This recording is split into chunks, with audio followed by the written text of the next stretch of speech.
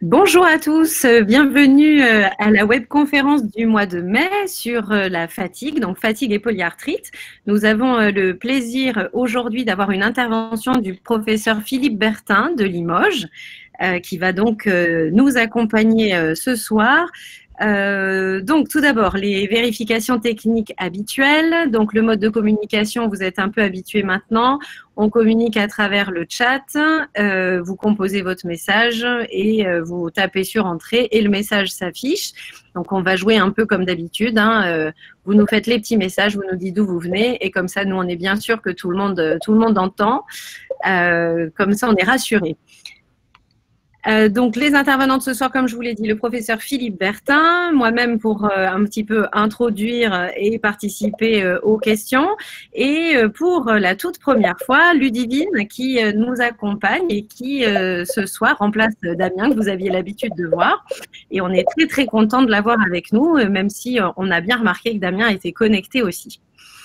Donc ce soir, je vous parle à nouveau du MOOC de Landar qui est en ligne, qui se termine, mais vous le savez, vous avez accès au e-learning à tout moment dans l'année pour avoir donc les contenus identiques à ceux du MOOC, même si vous n'avez pas toute la partie d'accompagnement par les tuteurs, mais vous avez en tout cas accès à toutes les vidéos et toutes les informations pour mieux comprendre la polyarthrite et surtout mieux vivre avec. Le calendrier qui se continue, hein, on va le découvrir tout au long de l'année. Donc là, ce mois-ci, c'est donc à vélo. Vous découvrirez le mois prochain l'autre personne pour savoir qui est le patient, qui est le professionnel de santé dans ces scènes de la vie courante. Ou bien sûr, en commandant le calendrier, il est encore temps sur le lien qu'on vous partage ici. Donc vous le savez, hein, tout au long de l'année, on va décliner comme ça des scènes de la vie courante pour mettre en évidence que tous les jours, différencier un patient d'un soignant, c'est bien difficile, ce qui prouve bien qu'on est tous égaux derrière la blouse ou derrière la maladie et qu'il ne faut pas l'oublier, même quand on est en consultation ou en soins. Je vous partage aussi les petits livrets qu'on a élaborés sur le sujet de ce soir, qui est la fatigue, donc qui s'appelle du tonus en plus, que vous pouvez télécharger librement sur le site de Landar.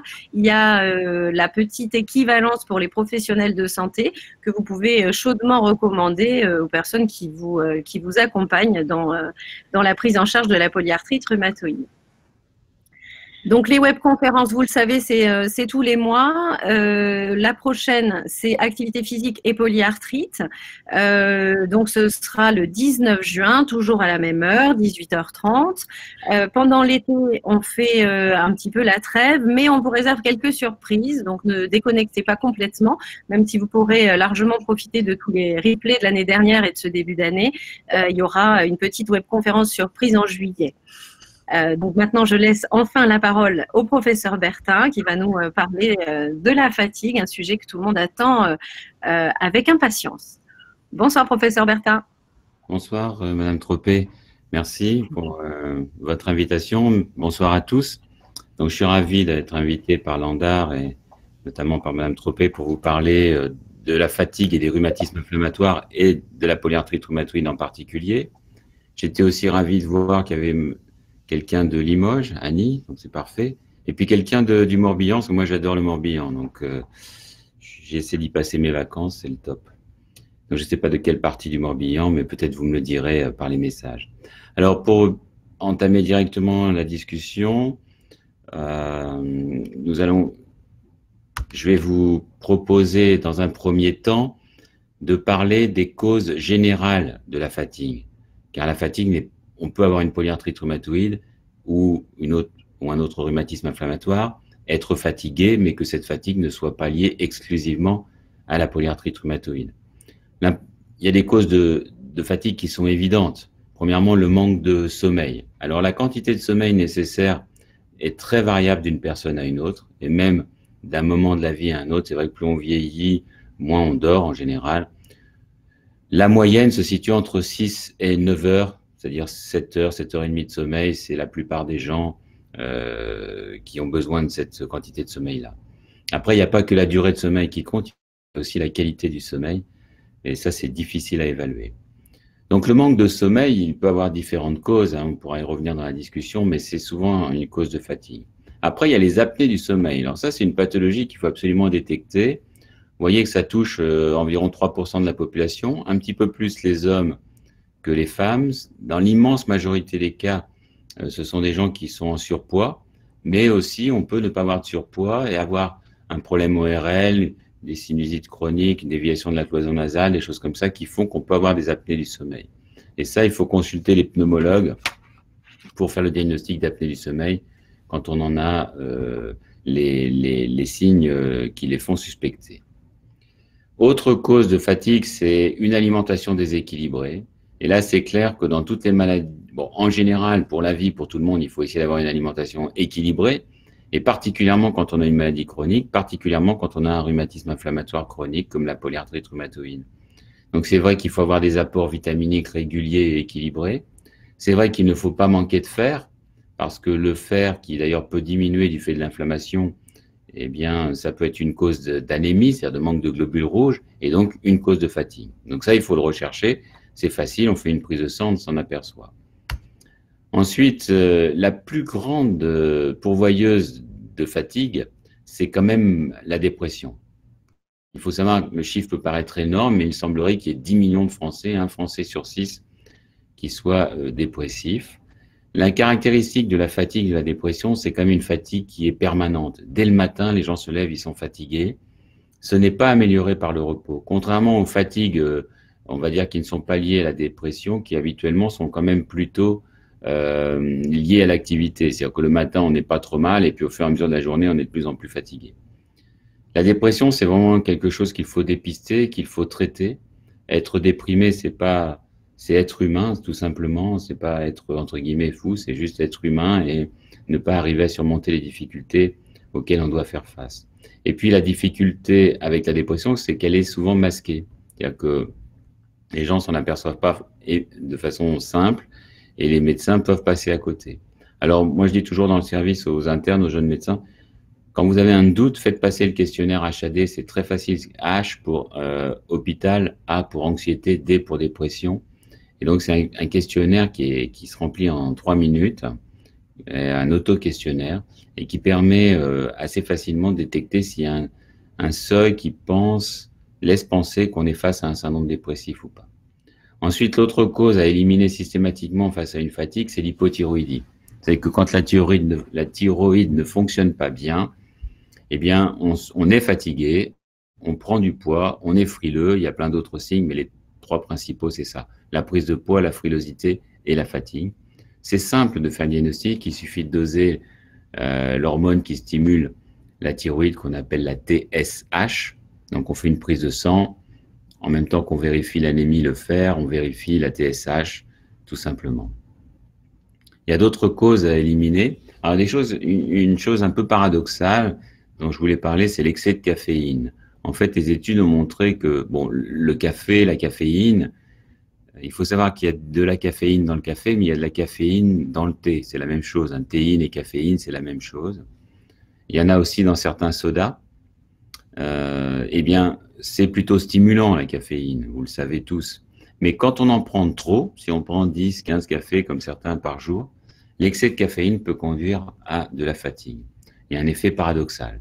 Donc ça, il faut en parler avec les gens et puis essayer de réduire la caféine dans ces cas-là. Après, il y a le diabète qui est une maladie très fréquente aussi. Le diabète, c'est une maladie chronique qui touche 3 millions de Français et qui est une maladie fatigante comme la plupart des maladies chroniques.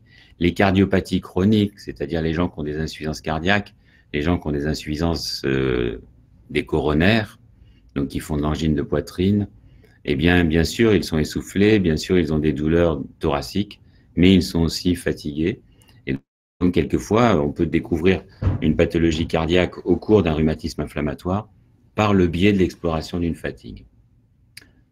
Et puis, je passerai le manque d'exercice pour finir par ça, mais il y a les médicaments, vous le savez, il y a certains médicaments, c'est un peu le paradoxe, on va en reparler tout à l'heure dans la prise en charge, mais on utilise le méthotrexate, qui est quand même le traitement de référence de la polyarthrite rhumatoïde, pour traiter la polyarthrite rhumatoïde, et quand on améliore tous les symptômes de la polyarthrite, on améliore la fatigue, mais paradoxalement, chez certaines personnes, le méthotrexate peut induire de la fatigue. On en reparlera parce que je pense que vous avez tous des expériences. Alors, c'est pas systématique, mais c'est quand même assez fréquent.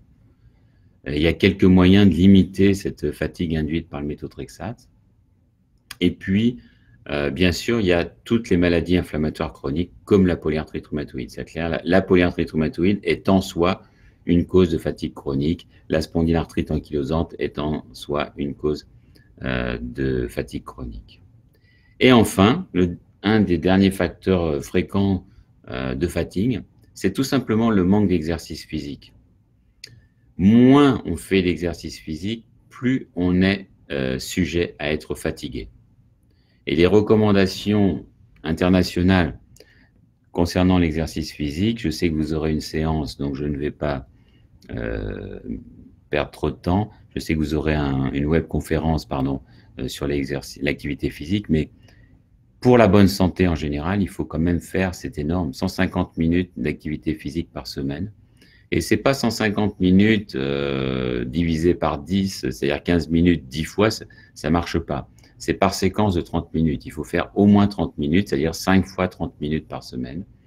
Et je n'étais juste essoufflement, c'est-à-dire que si vous marchez avec votre conjoint, votre conjointe ou vos amis tranquillement et que vous n'êtes pas essoufflé, vous arrivez à parler de choses et d'autres d'un bout à l'autre de la marche, vous pouvez considérer que votre exercice physique ne vous apporte pas grand-chose.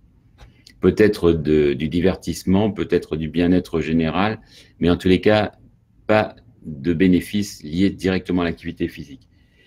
Il faut avoir une activité physique soutenue. Et à une activité physique soutenue, ça se définit, il y a des paramètres cliniques, mais tout simplement, pour faire facile, il faut avoir le juste essoufflement, c'est-à-dire être suffisamment essoufflé pour ne plus pouvoir parler vite comme je le fais actuellement ou pour ne plus pouvoir chanter, mais par contre être quand même capable de parler un petit peu, quelques mots, quelques phrases assez lentement. Parce que si on ne peut plus parler du tout, c'est qu'on est trop essoufflé et on ne tire pas profit non plus de l'exercice. Voilà, je finis sur l'exercice physique, mais le manque d'exercice physique est une condition qui mène à la fatigue. Alors, si on veut cibler sur polyarthrite rhumatoïde et fatigue, eh bien, je crois qu'on ne peut pas dissocier tous les symptômes de la polyarthrite rhumatoïde. Quelqu'un qui souffre d'une polyarthrite rhumatoïde, il n'a pas d'un côté la douleur, de l'autre côté la fatigue, d'un autre côté la diminution de l'activité liée aux douleurs articulaires, la baisse du moral, la baisse de la qualité de vie. Tout ça est complètement intriqué. Quand on a des douleurs, on ne dort pas bien, on est fatigué. Quand on est fatigué, on ressent plus ces douleurs, etc., etc. Quand on n'a pas le moral parce qu'on a des douleurs chroniques, eh bien, on ressent encore plus la fatigue. Vous voyez que c'est pas dissociable. Pour faire un topo, c'est bien, on fait la douleur, on fait la fatigue, on fait le moral, la qualité de vie, parfait. Et après, on assemble tout, mais un patient ou une patiente qui a une polyarthrite rhumatoïde, il a tous ces symptômes en même temps et ils sont tous liés les uns aux autres. C'est indissociable. Alors, PR et fatigue, c'est sûr qu'on connaît la plupart des mécanismes qui conduisent à la fatigue dans la polyarthrite rhumatoïde. Vous savez, vous avez déjà entendu parler, je crois, j'imagine, de ces fameuses petites cytokines qui sont responsables de l'inflammation dans la polyarthrite, avec notamment le TNF-alpha, l'interleukine 6, l'interleukine 1. Et ces molécules sont des molécules qui agissent au niveau du cerveau pour induire la sensation de fatigue. D'ailleurs, quand on a simplement une infection, une grippe, une grosse angine, peu importe, on fabrique de l'interleukine 6 et du TNF pour lutter contre l'infection. Et en même temps, ces molécules-là agissent au niveau du cerveau pour induire la fatigue. Et c'est pas complètement stupide parce que c'est un mécanisme un peu protecteur de l'organisme que d'être fatigué quand on a une infection. Ça permet de rester un peu tranquille et au final de ne pas s'épuiser et de permettre à l'organisme de guérir l'infection. Et ensuite, l'interleukine 6, le TNF vont baisser et la fatigue va diminuer. Dans la polyarthrite, comme dans d'autres situations d'inflammation chronique, ces molécules sont toujours un petit peu trop élevées. Et donc, ça génère de la fatigue chronique. Donc, si on traite bien la polyarthrite rhumatoïde avec des médicaments qui font baisser les cytokines responsables de la polyarthrite, eh bien, on fait baisser aussi la sensation de fatigue. Donc globalement, le message, c'est quand on a une polyarthrite rhumatoïde, on explique très bien par l'inflammation chronique l'induction de la fatigue. Et quand on lutte efficacement contre l'inflammation chronique avec des médicaments adaptés, eh bien à ce moment-là, on réduit les cytokines, donc on réduit la fatigue, comme on réduit d'ailleurs la douleur, comme on réduit la baisse du moral, etc., etc. Voilà. Donc, l'amélioration de la polyarthrite rhumatoïde est la condition majeure de l'amélioration de la fatigue et au final de l'ensemble des symptômes. Bien sûr, c'est très variable d'une personne à une autre. On s'aperçoit, en discutant avec les gens, en les écoutant, qu'il y a des gens qui, sous un traitement, vont aller bien et vont voir la majorité de leurs symptômes s'améliorer, mais qu'un symptôme va rester un peu, je dirais, en alerte, quoi, en éveil. Alors pour certains, ça va être la fatigue, donc ils vont aller bien, beaucoup moins de douleur, reprise de la fonction, etc. Mais la fatigue va les gêner, va embêter leur vie de tous les jours. D'autres, ça va être l'inverse, ils vont être beaucoup moins fatigués, mais ils vont rester un peu douloureux, etc., etc. L'effet des médicaments, l'effet bénéfique des médicaments sur la polyarthrite rhumatoïde, donc, diminue la fatigue, mais paradoxalement, j'en ai déjà parlé, certains médicaments, donc le méthotrexate surtout, mais d'autres aussi, peuvent, alors que c'est pas ce qu'on attend, peuvent induire de la fatigue. Donc ça, on arrive à le détecter en discutant avec les patients, pas forcément au début, mais quand les gens ont déjà eu un traitement ou un deuxième traitement, ils peuvent faire la comparaison. Voilà. Je finirai, je sais pas tout à fait la fin, mais je dirais que malheureusement, on n'a pas vraiment de traitement spécifique de la fatigue. Il n'y a pas un traitement qu'on va donner et puis qui va faire que la fatigue va disparaître. C'est un ensemble de stratégies qu'on peut mettre en place qui va conduire à l'amélioration de la fatigue dans sa globalité. Voilà. Il n'y a pas le médicament qui défatigue. Par contre, s'il y a une cause, bien sûr, là, on la traite. S'il y a un manque de vitamines, on donne des vitamines. S'il y a un manque de fer, on donne du fer. S'il y a une hypothyroïdie, si la thyroïde ne fonctionne pas bien, on donne le fameux lévothyrox dont tout le monde a entendu parler. Maintenant, la polémique s'est estompée. J'espère que le médicament est bien toléré. Voilà. Mais quand il n'y a pas de cause autre que celle de la polyarthrite rhumatoïde, le traitement de la fatigue, c'est le traitement de la polyarthrite rhumatoïde. Il n'y a pas de traitement spécifique. Le seul traitement qui puisse vraiment être spécifique, j'en parlerai à la fin. Donc, en pratique, en résumé, quand on a une polyarthrite rhumatoïde, c'est normal d'être fatigué. On traite la polyarthrite rhumatoïde, la fatigue va s'améliorer comme les autres symptômes. Par contre, ce qui peut alerter, c'est si on va bien pendant 2 ans, pendant 3 ans, pendant 4 ans, et puis d'un seul coup, on devient fatigué. Là, il faut absolument discuter avec son médecin ou ses médecins, avec son rhumatologue, son médecin généraliste, pour savoir est-ce qu'il n'y a pas une autre cause que la polyarthrite rhumatoïde qui peut être source de fatigue. D'accord? On en a déjà parlé, j'ai listé au début les 10 à 12 causes qu'il faut systématiquement rechercher.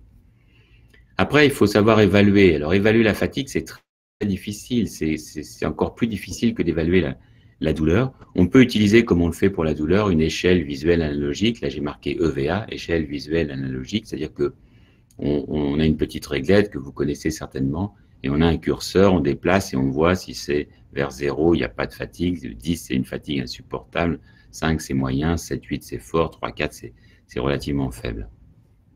On peut aussi faire l'échelle numérique, vous êtes peut-être habitué, on peut simplement dire entre 0 et 10, ça revient à peu près au même. Hein. Entre 0 et 10, c'est ce que vous pouvez coter votre fatigue. En soi, ça n'a pas d'intérêt, c'est pas parce que quelqu'un va coter une fatigue à 7 et que un voisin qui a aussi une polyarthrite rhumatoïde va coter la fatigue à 5, que le premier va être plus fatigué que le deuxième. De toute façon, ça n'a pas d'intérêt de comparer la fatigue d'un patient à un autre. Par contre, quand on va traiter, c'est intéressant d'avoir une évaluation de base pour voir si ça diminue dans 3 mois, dans 6 mois, voir comment ça évolue. Parce que 6 mois après, on ne se rappelle pas forcément de comment on était auparavant. Donc voilà, il faut traiter de façon globale la polyarthrite rhumatoïde. C'est la meilleure façon de traiter la fatigue. Et puis, il faut tenir compte des attentes du patient. Quand je dis traiter de façon globale, c'est-à-dire appliquer nos schémas que nous avons, qui sont des schémas très scientifiques et performants aujourd'hui dans la polyarthrite rhumatoïde, avec les recommandations de la Société française de rhumatologie, les recommandations de la Société européenne ou américaine de rhumatologie. Mais il faut aussi tenir compte un petit peu de tout le contexte, parce que c'est rare qu'un patient ou une patiente n'ait qu'une polyarthrite rhumatoïde. Il y a d'autres maladies éventuelles. Et puis, il y a tout un contexte, le travail, l'entourage familial, le contexte social, les croyances des gens à propos de la maladie, à propos des traitements. Alors souvent, c'est des fausses croyances, mais c'est pas une erreur que d'avoir des fausses croyances. Même les médecins ont des fausses croyances. Il faut traiter en fonction du moral, en fonction des contraintes. Il y a des gens qui peuvent pas se faire une injection intraveineuse toutes les semaines ou tous les 15 jours, etc. Voilà. Je vous ai donné aussi sur le diaporama des échelles. Alors, il n'y a pas vraiment d'échelle qui soit très, très validée pour évaluer la fatigue. Moi, je vous ai parlé de l'EVA, l'échelle visuelle analogique ou l'échelle numérique, parce que c'est facile à faire et c'est assez facile à comprendre. Mais il y a des échelles beaucoup plus élaborées, comme la fameuse échelle de fatigue de Pichot, qui est un médecin français interniste, que vous pouvez trouver facilement si vous tapez échelle de Pichot sur Google ou un autre moteur de recherche, vous la trouverez facilement. L'idée étant de répondre à un questionnaire entre 0, pas du tout, 1, un peu, 2, moyennement, 3, beaucoup, 4, extrêmement. Et vous voyez les questions, par exemple, je suis fatigué, je manque d'énergie, tout demande un effort, etc. J'ai du mal à me concentrer, je me sens fatigué, lourd et raide. Et si, sur le score total de 32 au maximum, si les gens sont arrivés à un score de 22, on considère que c'est une fatigue excessive. Et puis, vous avez peut-être entendu parler, pour ceux qui s'intéressent de près aux essais thérapeutiques, au développement des médicaments, des PRO, les Patient Reported Outcomes, c'est-à-dire les évaluations de la maladie rapportées par les patients, dont la fatigue. Et on fait de plus en plus de l'évaluation de la fatigue dans les essais thérapeutiques. Et en général, on utilise le FACIT, le Fatigue Scale, voilà, c'est en anglais. Donc, vous pouvez le trouver sur www.facit.org. Je vous le donne pas parce que c'est bien pour les essais thérapeutiques, mais en pratique clinique au quotidien, personne ne l'utilise. C'est trop complexe, il y a trop de questions, et puis on ne sait pas vraiment comment l'interpréter individuellement. On sait l'interpréter dans un groupe de patients, donc c'est bien pour les essais thérapeutiques, mais pas individuellement. Voilà, donc prendre en charge avec des médicaments ayant scientifiquement prouvé leur efficacité dans la polyarthrite rhumatoïde, c'est la démarche incontournable et qui doit être la plus précoce possible, la plus surveillée possible par un rhumatologue, mais aussi avoir des stratégies non médicamenteuses. Et je finirai par là. Tous ces symptômes d'accompagnement de la polyarthrite, que sont la douleur et la fatigue et la baisse du moral, qui sont des symptômes systématiques et bien compréhensibles, eh bien sûr, répondent aux médicaments, mais ils répondent aussi à des stratégies non médicamenteuses. Et par exemple, pour la douleur, on fait beaucoup de thérapies cognitivo-comportementales. Si Madame Tropé veut m'inviter, je vous parlerai de la douleur une autre fois, à moins que vous l'ayez déjà fait. Et par contre, pour la fatigue, la thérapeutique non médicamenteuse qui marche le mieux, la seule qui soit vraiment démontrée efficace, c'est l'activité physique adaptée. On ne parle pas de sport, on parle d'activité physique adaptée, adaptée à la personne, adaptée à sa pathologie, adaptée au moment donné où on veut le faire. Et puis, c'est une activité physique qui doit être progressive et régulière. Voilà, je crois que j'ai fini. Je pense que ça, c'est pas forcément très intéressant. Et ça, j'en ai parlé. Voilà. L'activité physique adaptée, le patient au cœur de sa prise en charge. Je sais que vous avez une formation le mois prochain, me semble-t-il. Et c'est juste, moi, je pense franchement que tout le monde peut faire de l'activité physique. Même quelqu'un qui a 75 ans et qui a une polyarthrite rhumatoïde sévère, il aura une toute petite activité physique, mais ça sera mieux que de ne rien faire du tout. Et il en tirera profit. Ça, c'est démontré par certaines études de la littérature. Je vous remercie. Je suis à votre disposition pour répondre à vos questions. Alors, j'ai vu qu'il y avait des messages, mais alors là... C'est moi qui vais faire le tri. Ouais, bien, vous avez l'habitude. Alors, on a Denise qui nous dit qu'elle est très fatiguée lors de la baisse des corticoïdes et elle se demande si c'est normal. Alors ça c'est un point que je n'ai pas abordé. Quand on est fatigué en baissant les corticoïdes, c'est peut-être parce qu'on les baisse trop vite. Il faut absolument en parler rapidement à votre médecin pour éliminer ce qu'on appelle l'insuffisance surrénalienne. Parce que quand on prend des corticoïdes, on met au repos les petites glandes qui fabriquent la cortisone naturelle quotidienne. Et quand on baisse, il faut laisser le temps à ces petites glandes de reprendre leur activité. Et sinon, on est fatigué. Donc ça, il faut absolument détecter ça. Facilement par une prise de sang. Ok, vous avez parlé de déconditionnement. Donc, Nathalie s'interroge. Qu'est-ce que le déconditionnement?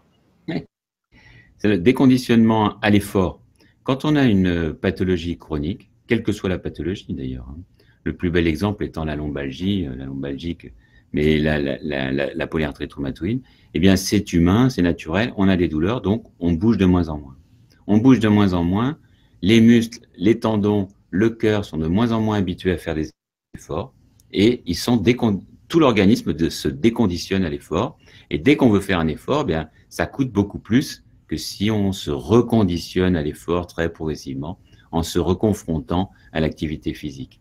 C'est pour ça que de nos jours, l'activité physique, elle est fondamentale en pathologie chronique, notamment de l'appareil locomoteur et particulièrement de la polyarthrite rhumatoïde. Et on l'a souvent laissé tomber, et là maintenant on revient là-dessus, c'est très important. Alors, bon, là, on parle un peu traitement. Un anti-Jack induit-il de la fatigue quand le méthotrexate est contre-indiqué?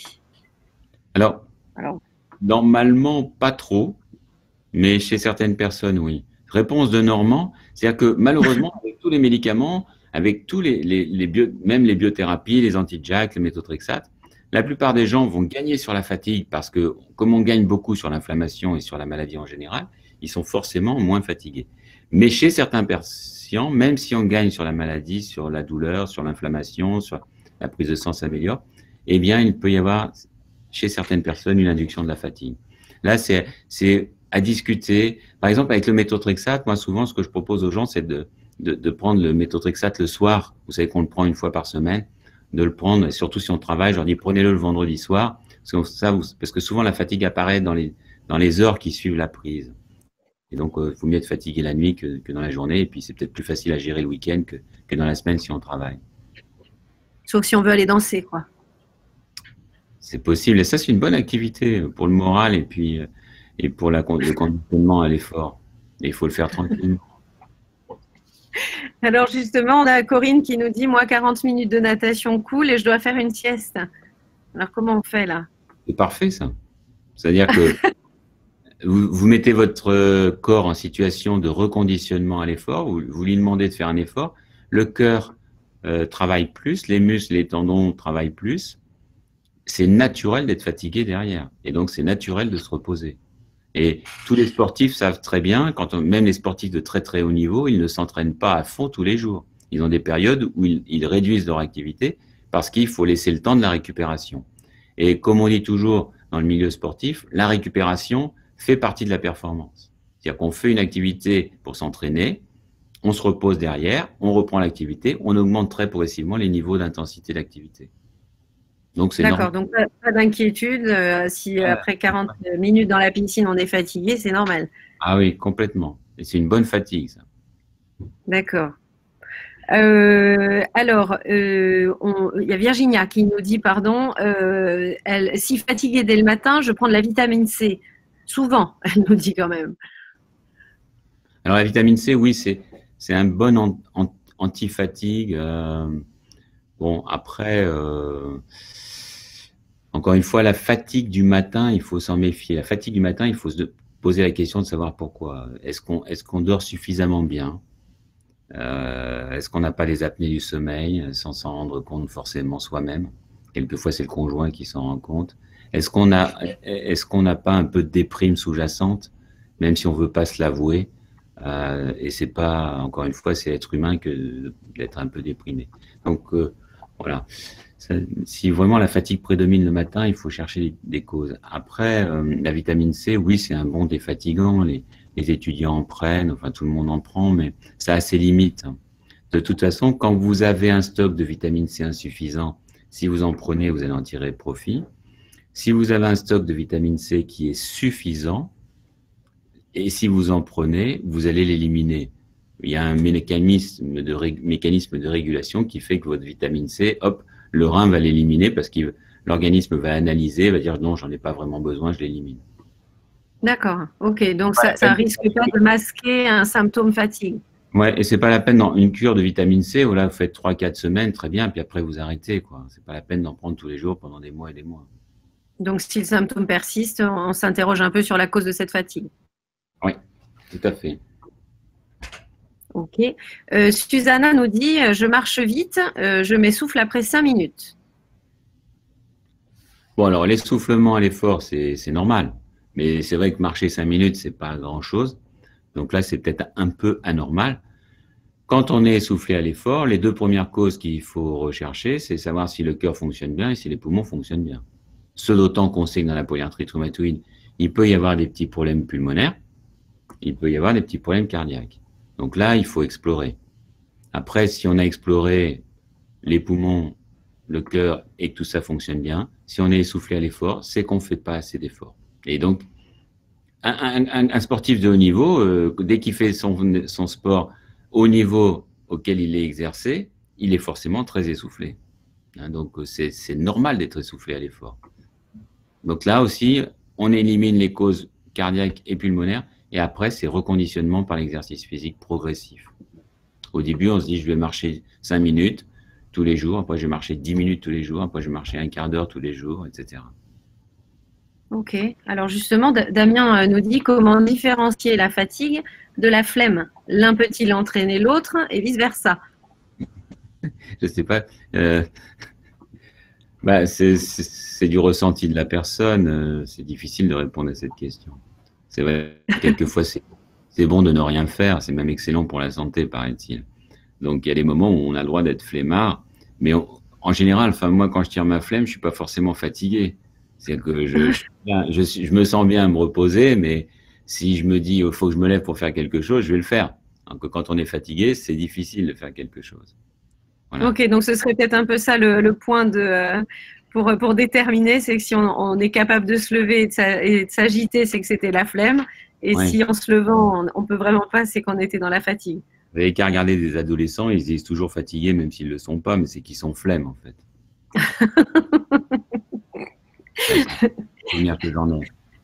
Alors, il y a une question qui rejoint un petit peu ça de Joël, enfin un commentaire qui dit « J'ai un manque d'énergie, une envie de ne rien faire et tout est compliqué. » Manque d'énergie, envie de rien faire, tout compliqué, pour moi, ça m'évoque un peu de déprime, hein. Franchement. Oui, c'est plus moral que physique, là. Faites le questionnaire HAD qu'on trouve d'ailleurs, je pense, là aussi facilement sur Internet. Vous remplissez le questionnaire. Si le score D comme dépression est supérieur à 11, c'est que vous êtes dépressif. HAD supérieur à 11, je le note. Damien, je compte sur toi pour trouver le questionnaire et nous le mettre en lien, comme tu sais faire. Oui. Il fait partie du questionnaire ANAES de la douleur chronique. D'accord. Ok. Marie-Claude nous dit, pour faire une activité physique, il faut être bien chaussé. Faut-il des chaussures sur mesure? Alors, si on a des déformations de l'avant-pied importantes qui sont liées à la polyarthrite rhumatoïde, je dis oui, c'est mieux. Si on n'a pas d'atteinte de l'avant-pied, non. Par contre, il faut des bonnes chaussures. Des bonnes chaussures, alors c'est pas la peine d'y mettre une fortune, mais enfin, il faut quand même acheter des chaussures de sport avec des semelles air qui amortissent au maximum l'impact entre le sol et le pied. Si on veut faire de la marche sur terrain classique, c'est-à-dire les chemins habituels qu'on a autour de chez soi, voire le bitume, on prend des chaussures de sport classiques. Si on veut aller sur des chemins un peu plus accidentés, où il y a des cailloux, des choses comme ça, il faut carrément aller sur des chaussures de marche, parce qu'elles ont l'avantage d'avoir des semelles qui sont beaucoup plus rigides, et elles vous évitent l'impact entre tout ce qui peut être irritant sur le sol et puis votre pied, via une semelle bien rigide. Donc oui, il faut des bonnes chaussures, clairement. Ok, alors on a Abraham qui nous dit, lui, suivant les heures, il y a un manque d'énergie, un besoin de dormir, des difficultés à faire des efforts de manière prolongée. Voilà, les petits coups de pompe dans la journée, comme ça, il faut se méfier des alimentations déséquilibrées. Si on mange, par exemple, si quelqu'un prend trop de sucre, les sucres rapides, c'est-à-dire ce qui donne le goût sucré, il va monter sa glycémie et quand on monte la glycémie trop, on va monter la fabrication d'insuline dans son corps et l'insuline, ensuite, elle va faire descendre la glycémie et des fois, elle fait descendre un petit peu trop. Vous voyez, ça fait un espèce de yo-yo. Donc, il faut plutôt manger des sucres lents, c'est-à-dire des féculents, des pâtes, essentiellement des pâtes, du riz, des choses comme ça, qui, eux, sont ce qu'on appelle des index glycémiques faibles, c'est-à-dire que ce sont des glucides, mais des glucides lents. Ils vont vous libérer une quantité de glucides de façon très prolongée et il n'y aura pas ces à-coups liés au sucre rapide. Donc, c'est déjà la première chose qu'il faut analyser. Est-ce qu'il n'y a pas un déséquilibre dans l'alimentation? Voilà. Après, ça peut être lié aux médicaments parce que il n'y a pas que les médicaments de la polyarthrite spécifiques de la polyarthrite qui fatiguent. Par exemple, si vous prenez des antalgiques, s'il y a par exemple un peu de codéine, s'il y a un peu de tramadol, s'il y a un peu d'opium, souvent on retrouve ces molécules-là dans les médicaments qui luttent contre la douleur. C'est sûr que si vous le prenez le matin ou une heure ou deux après, il va y avoir une espèce de pic qui va peut-être être fatigue liée à la codéine ou au tramadol. Et puis après, ça va s'améliorer. Et puis si vous en prenez un autre à midi, ça va, voilà, vous allez faire un peu le yo-yo. Donc ça, c'est aussi une deuxième cause de fatigue intermittente. C'est les deux causes principales que je verrais. Ok, alors on a beaucoup de retours sur le gros manque d'énergie. Susanna qui nous dit même quelquefois je dois m'allonger, sinon je ne peux pas me concentrer, même pour prendre un verre d'eau. Gisèle, pardon, qui nous dit le manque d'énergie, hein, rien me fait pleurer. Martine aussi, gros manque d'énergie, c'est quelque chose qui est repris un peu par Marie. Enfin, beaucoup partagent ce gros manque d'énergie. Oui. Là aussi, ça me fait penser à un petit peu de déprime à minima. C'est pas la grosse dépression qui nécessite forcément un traitement antidépresseur. Loin de là, faut pas mettre les gens sous antidépresseurs comme ça rapidement pour rien.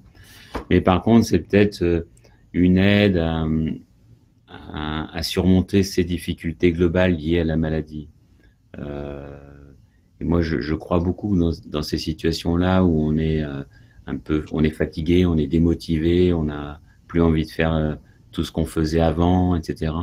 Je crois beaucoup aux entretiens psychologiques avec des psychologues, juste des fois ne serait-ce que de parler, de verbaliser, puis eux, ils ont des techniques qui vous permettent justement de repartir sur des thérapies, alors ce qu'on appelle les thérapies cognitivo-comportementales, c'est un bien grand mot compliqué, tout ça pour dire, on analyse un petit peu ce qui se passe avec la personne et puis on se met d'accord sur une stratégie de réappropriation de ce qui ne va pas.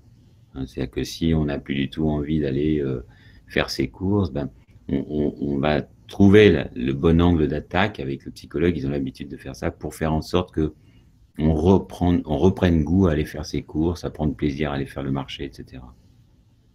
Je pense que c'est cet angle-là principal, moi, que ça m'évoque. Corinne nous partage qu'elle est suivie au centre antidouleur et qu'elle fait de la sophrologie méditation. C'est parfait, ça. Alors moi, j'ai parlé thérapeutique cognitivo-comportementale pour la douleur. Ça marche aussi pour la fatigue. C'est vrai que pour la fatigue, je mettrais en premier l'exercice physique, l'activité physique adaptée, et en second, les thérapeutiques cognitivo-comportementales, les plus à la mode et les plus étudiées scientifiquement, avec des preuves d'efficacité. C'est la méditation et l'hypnose. Méditation et hypnose. Alors, hypnose, hein, j'en profite pour faire rebondir un peu le projet qu'on a mené ensemble justement sur ce sujet-là et qui est accessible sur le site de l'Andar. Autour de l'hypnose. Je rebondis sur Gisèle qui nous parle du dérouillage du matin qui provoque une grosse fatigue. Oui, ça c'est le dérouillage est surtout lié à l'inflammation résiduelle. Pardon, excusez-moi, c'est pas résiduel, c'est l'inflammation primordiale. Pourquoi il y a plus de douleur et d'inflammation le matin dans les rhumatismes inflammatoires chroniques?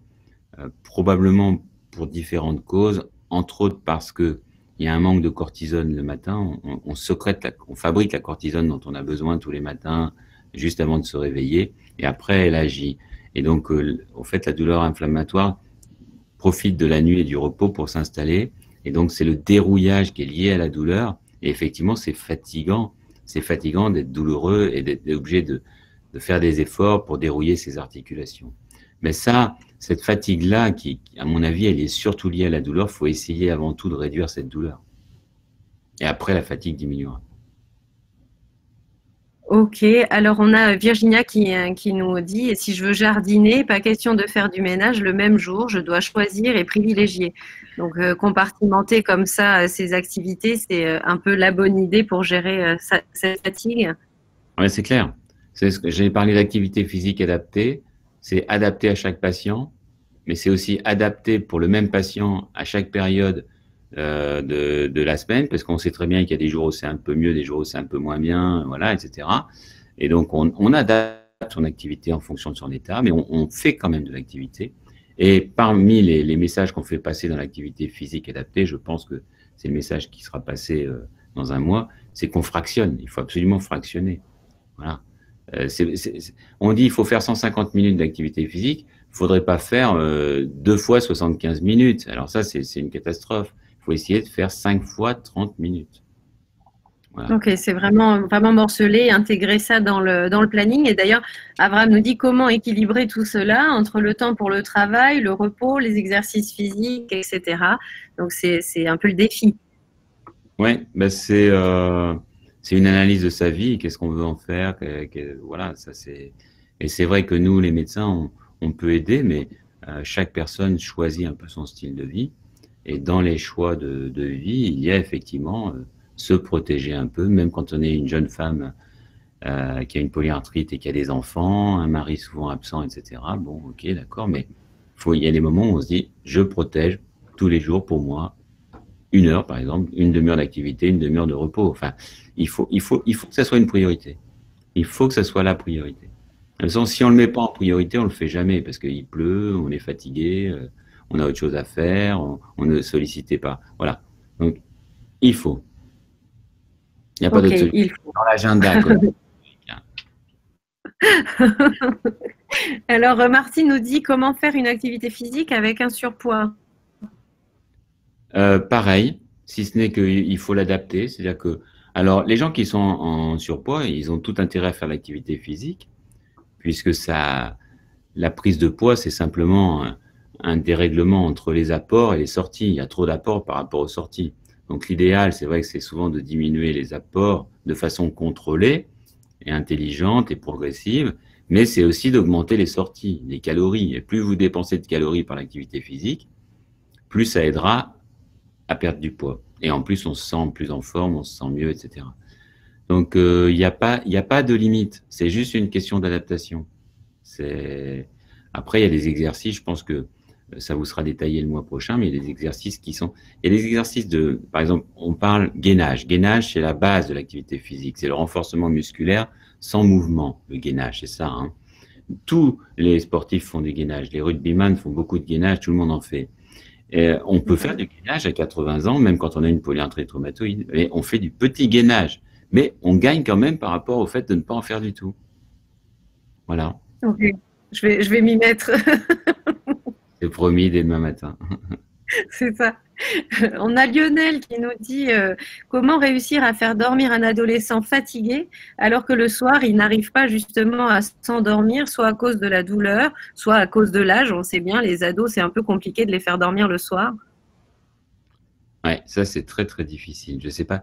Je pense que vous pourriez faire une séance sur le sommeil. Il y a quelques médecins qui sont bien spécialisés dans le sommeil et c'est super intéressant parce que c'est vrai que la qualité du sommeil, elle dépend de l'heure d'endormissement. Elle dépend bien sûr de la durée du sommeil, mais elle dépend de plein de choses, quoi. Par exemple, on a parlé d'activité physique. Il ne faut pas faire d'activité physique le soir avant de dormir, c'est pas bon. L'écran informatique, c'est pas bon. La lumière, comme ça, la lumière bleue de l'informatique, c'est pas bon. Enfin, il y a plein de choses qu'il faut éviter. Trop manger le soir, c'est pas bon.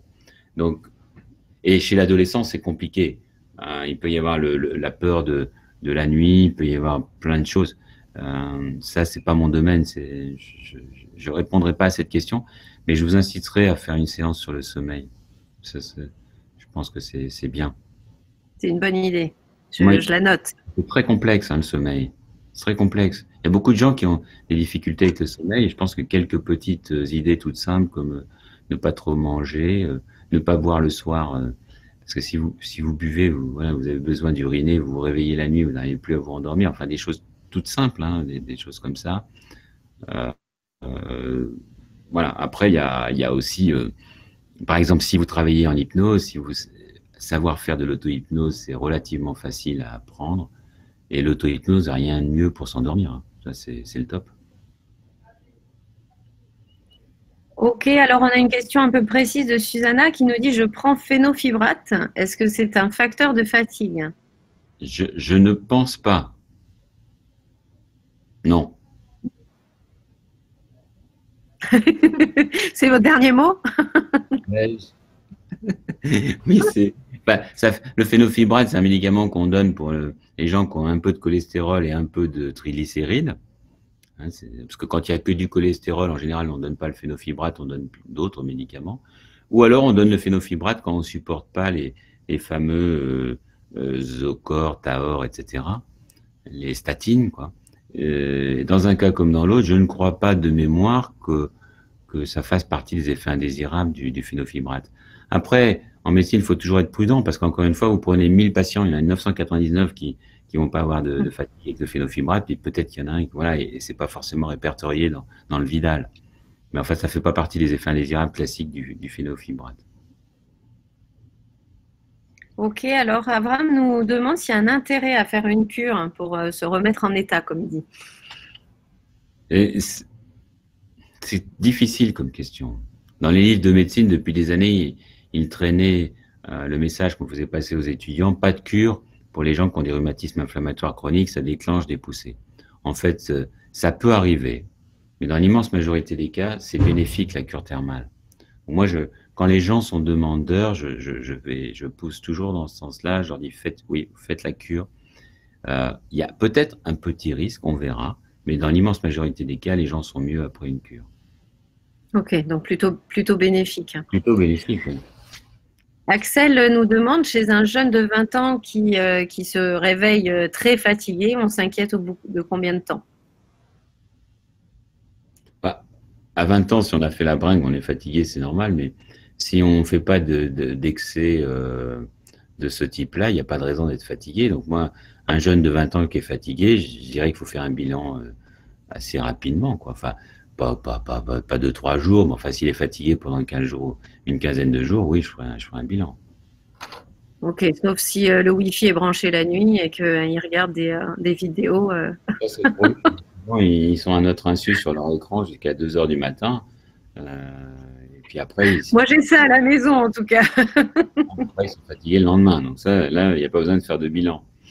Il ne faut pas trop se traumatiser. Il paraît que c'est pas si dramatique. Et puis moi, j'ai vu mes enfants grandir et devenir adultes et ça passe, hein. Alors, on a Virginia qui nous partage une petite anecdote, je dirais, parce qu'elle dit: je veux bien marcher, mais à mon rythme, mon conjoint marche trop vite et le suivre me fatigue. Donc, on lui dit quoi, Virginia? C'est surtout à son mari qu'on dit de ralentir. Je crois que faire de l'activité physique, c'est très difficile de le faire en groupe. C'est très difficile parce qu'effectivement, il y a toujours des problèmes de niveau. Moi, je conseillerais l'activité physique seule. Après, allez marcher avec votre mari pour vous faire plaisir et dites-lui que c'est lui qui doit vous attendre, c'est pas vous qui devez accélérer. Mais sinon, pour travailler vraiment, avoir une activité physique qui soit bénéfique et non pas ludique, mais bénéfique, il faut travailler seul. Encadré, c'est-à-dire avec un coach. Maintenant, il y a les animateurs d'activité physique adaptée, etc. C'est très très bien, ça d'avoir un coach sportif. Donc encadré, mais seul pour travailler vraiment dans son domaine de capacité. Ok, merci. Alors, je vais pas pouvoir poser toutes les questions, hein, je préviens tout le monde, parce que on a dépassé un petit peu le temps imparti sur lequel on avait promis de bloquer Monsieur Bertin. Donc, je partage comme ça. Donc, le meilleur exercice, c'est la marche. Donc, c'est Manola qui nous demande ça. Alors, c'est peut-être en fonction de chacun. C'est peut-être le plus facile à faire sans trop d'équipement, mais… Moi, je dirais non. Le meilleur exercice, c'est pas la marche. La marche est un bon exercice, mais il faut marcher assez vite pour en tirer profit. Et en plus, on a la pesanteur contre soi. Donc, il vaut mieux faire des activités aquatiques, faire des activités portées comme du vélo d'appartement, du vélo elliptique, des choses comme ça. Mais la meilleure réponse qu'on puisse donner, c'est la meilleure activité, c'est celle qu'on aime faire. Parce que si on veut que les gens persistent dans leur activité, eh bien, il faut qu'ils aiment cette activité, qu'ils en tirent non seulement du bénéfice physique, mais aussi du plaisir. Le plaisir, c'est fondamental. Si on vous fait faire une activité que vous détestez, vous allez la faire 3 mois pour faire plaisir au médecin ou essayer de vous donner bonne conscience, mais vous allez l'arrêter. Donc, la bonne activité, c'est celle qui plaît. Voilà. Donc, la marche… Et Manola nous donne une petite idée. Pour la marche, prenez un chien. Ouais, ben voilà, par exemple. Ça peut être sympa. Donc, vive le mari et vive le chien. Il va y avoir du plaisir parce qu'il y a un échange avec le chien. Donc, c'est sûr que ça va marcher, si je puis dire. Donc, on laisse le mari à la maison, mais on sort le chien.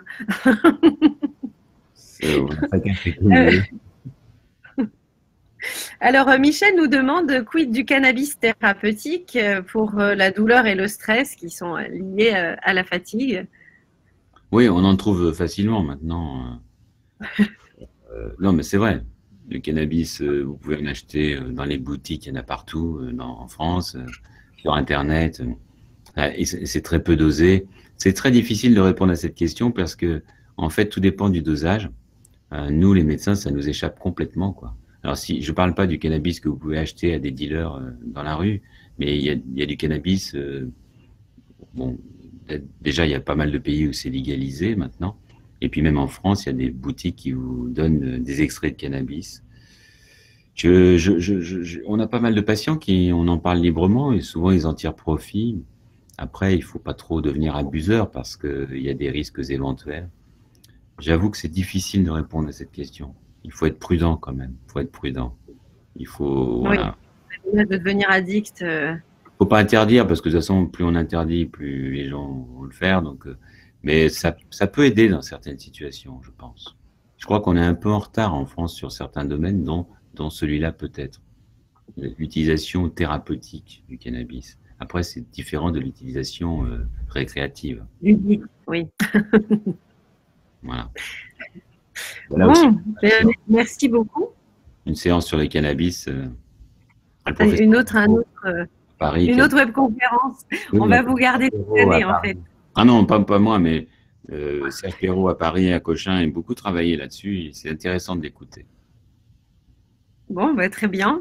Merci beaucoup. Donc, je laisse un peu tourner le chat parce que les participants échangent entre eux aussi des petites idées, notamment autour de l'acceptation de la maladie, des phases de deuil. Et Corinne qui partage l'idée, ce qu'elle a vécu, d'écrire une lettre à sa polyarthrite et de voir avec des spécialistes comment faire pour vivre avec.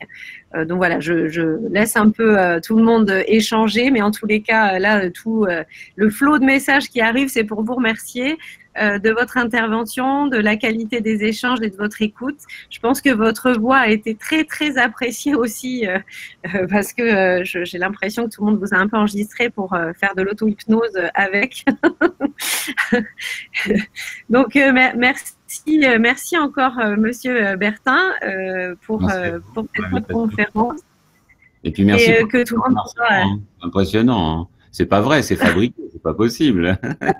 Ah, mais même Annie de Limoges me remercie, c'est parfait, je suis très content. Je sais pas le coin du Morbihan, par contre, j'ai pas eu la réponse. Ah oui, alors si la personne du Morbihan est encore connectée, c'est gentil de nous dire où elle est. J'adore le Morbihan. À Belle-Île, je crois, voilà. À Belle-Île ? Elle l'avait précisé, ça nous avait échappé. Ah, extraordinaire, d'accord. Ah non, ah oui, à Île-de-Groix aussi, d'accord. Parfait, bah super. Merci et bonne soirée à tous. Merci beaucoup. Au revoir à tous et au mois prochain pour activité physique. Je tiens à préciser que le professeur Bertin avait préparé pas mal d'informations autour de ce sujet-là, que je l'ai méchamment coupé en lui disant ben non parce que ce sera le mois prochain. Donc venez nombreux le mois prochain et encore désolé, Monsieur Bertin. Il n'y a pas de souci, je pense qu'on on en a quand même parlé. Oui, après tout. Merci encore. Bonne soirée à tous. Au revoir. Au revoir.